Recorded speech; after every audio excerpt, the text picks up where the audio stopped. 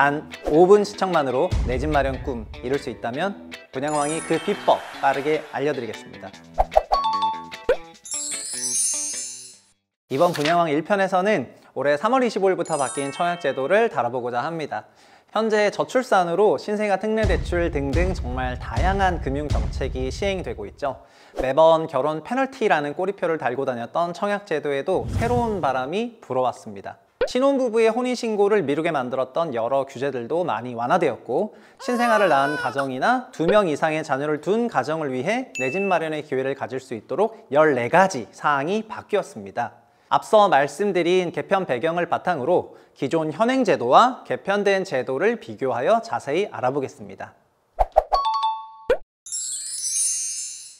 본격적으로 청약제도 개편에 대해 알아보기 전에 청약 대상이 되는 주택의 종류부터 먼저 알고 넘어가겠습니다.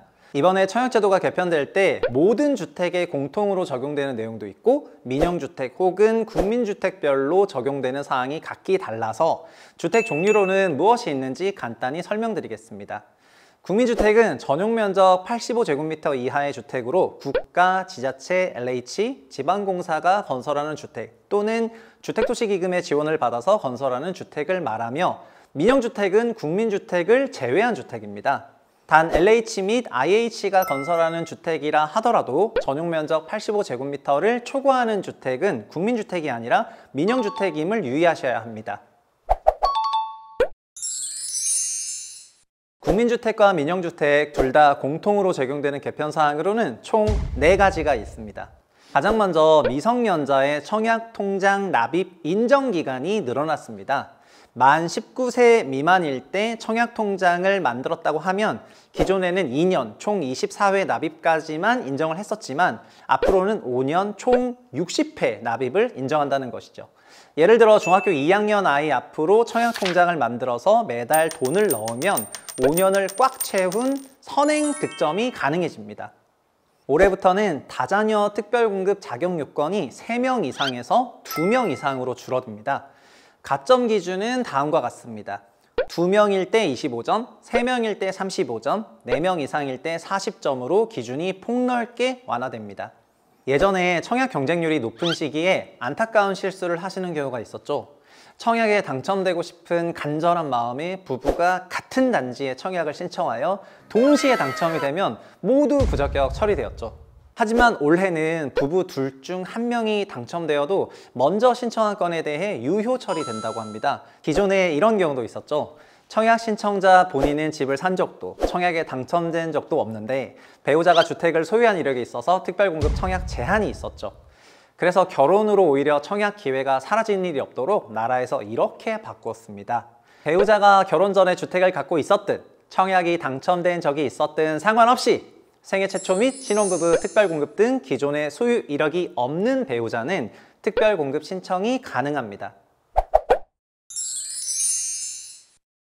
최근 출생한 자녀가 있는 가구는 꼭 주목해주세요. 민영주택엔 신생아 우선공급, 국민주택엔 신생아 특별공급이 신설되었습니다.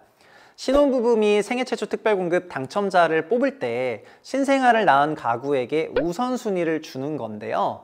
특히 이번 개정사항은 민영주택과 국민주택의 각각 신혼 및 생애 최초 물량 중 20%의 신생아 특별공급 우선공급이 배정되었습니다. 입주자 모집 공고일로부터 2년 이내 임신 및 출산이 증명되는 경우에 우선공급 자격이 주어진다고 하니 참고해 주세요. 국민주택에서 하나 더 알려드릴 부분이 있습니다. 2023년 3월 28일 이후 출생 자녀가 있는 경우 소득 및 자산 요건이 자녀 한 명당 10%포인트, 최대 20%포인트까지 완화된다고 합니다. 기존에 소득 초과로 청약을 못하셨던 분들은 출산 자녀가 있다면 반드시 체크하셔야 합니다. 딱 2가지만 기억해 주세요. 청약통장 가점 항목은 크게 3가지로 분류되어 있습니다. 무주택기간, 부양가족수, 청약통장 가입기간. 여기서 청약통장 가입기간의 경우 기존엔 청약 넣을 때 신청자의 가입기간에 따른 가점만 인정이 되었습니다. 결혼한 부부여도 마찬가지였죠. 올해는 청약저축 가입기간을 계산할 때 청약 신청자인 점수는 그대로 가져갑니다. 대신 같이 사는 배우자의 청약통장 가입기간에 따른 가점의 50%를 인정하는데 최대 3점까지 더할 수 있습니다. 민간 분양 내 일반 공급 그리고 노부모 분양 특공에서 가점제를 진행할 때 동점자가 발생했을 때 원래는 추첨으로 당첨자를 결정했습니다. 올해는 동점자 중 청약통장에 더 오래 가입한 사람이 뽑힐 수 있도록 개편되었습니다. 올해부터는 뉴홈 신생아 특공이 생기고 국민주택의 공공분양에 해당하는 모든 특별공급 유형의 추첨제가 신설됩니다. 이는 곧 추첨제 도입으로 당첨 기회가 더 넓어진다는 뜻입니다. 차례대로 살펴보면 뉴홈 신생아 특공 신설, 신혼부부 특공에서 일반 및 선택형, 나눔형에서 각각 추첨제가 신설되었습니다. 그리고 생애 최초, 다자녀, 노부모 특공에도 추첨제가 신설됐습니다. 특히 공공분양에서 특별공급 추첨제 신설은 맞벌이 부부의 청약 기회를 늘리기 위한 것도 있습니다. 맞벌이 부부들은 그동안 현실성 없는 소득 기준 때문에 청약 신청조차 못하는 경우가 많았습니다. 돈을 안 벌 수도 없고 돈을 벌자니 청약 시 역차별이 느껴질 수 있었죠. 일반 공급에서 1인 가구의 소득 기준이 100%일 때 신혼부부 특별공급에서 맞벌이 부부의 소득 기준은 고작 140%에 불과했습니다. 보통 결혼하면 소득이 2배로 올라가는 경우가 많은데 기존에는 소득 1.4배까지만 인정이 되었던 거죠. 따라서 정부에서는 맞벌이 부부의 월 평균 200% 소득 기준을 개선함으로써 특별공급 및 추첨제 신설의 실효성을 높였습니다. 결혼하면 오히려 더 불합리했던 청약제도, 이젠 결혼 및 출산할수록 내 집 마련 꿈에 가까워지는 청약제도가 되었습니다. 올해 새 아파트로 입주 계획하고 있으신 분들, 그동안 혼인신고를 미루셨던 신혼부부분들, 이젠 유튜브 끄고 바로 혼인신고하러 달려가세요. 다음 분양왕 2화에서는 생애주기별 청약 전략에 대해 알아보겠습니다. 감사합니다.